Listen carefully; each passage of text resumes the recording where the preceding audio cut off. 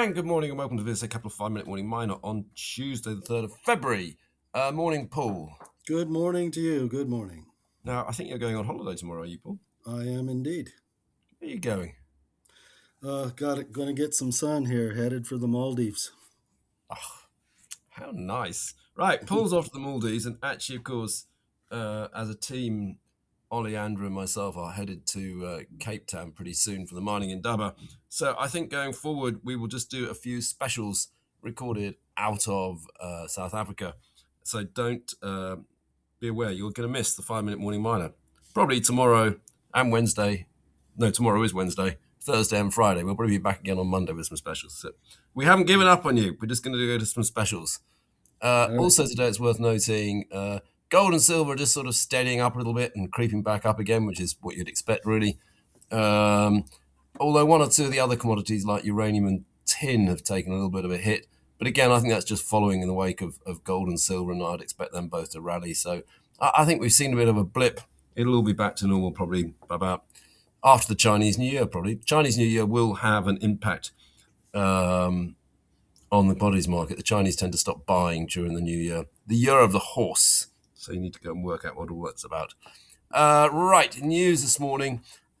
Not a huge amount out, although one that quite interests me is that Starcore, the TSX-listed Mexican silver company, has now completed the spin out of its West African exploration projects. I know last year at PDAC, I actually went to a Starcore drinks party where they were serving some pretty strong tequila, it has to be said.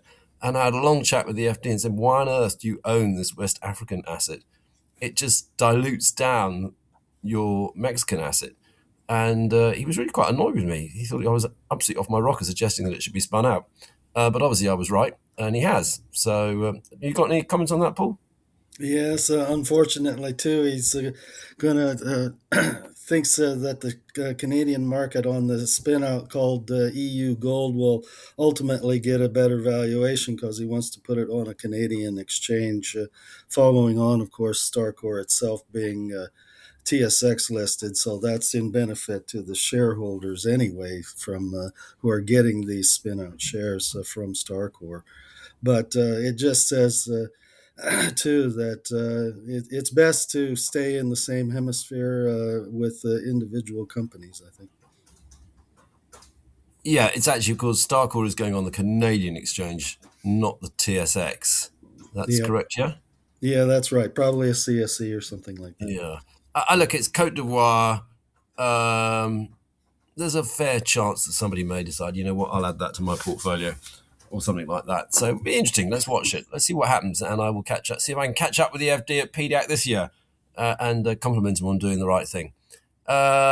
We also have a little update from a house stock, Tamar, and they put a little RNS out basically on White Energy, who are actually getting on with what they're doing at Specimen Hill.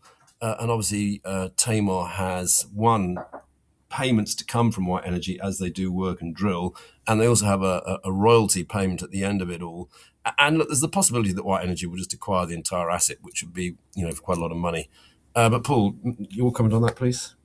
Yes, you covered much of it there. This following on essentially as a repeat of White Energy's, the SX listed operator of the project released yesterday. They have 4 holes completed in to the new drilling program there at Specimen Hill. And there's a further 7 to 9 holes expected to be drilled on the project in this round. So the whole idea is to actually find the significant copper mineralization that that Tamar's precursor company was trying to find for some years out there. There are individual copper and gold historic evidence and minor production from the property itself, but there's always been the suspicion based on the geology and the geophysics that it's all coming from a primary source of some kind of a porphyry. So that's what they're looking for. Yeah, I mean, that's obviously the big excitement, isn't it? To find a big copper porphyry down there.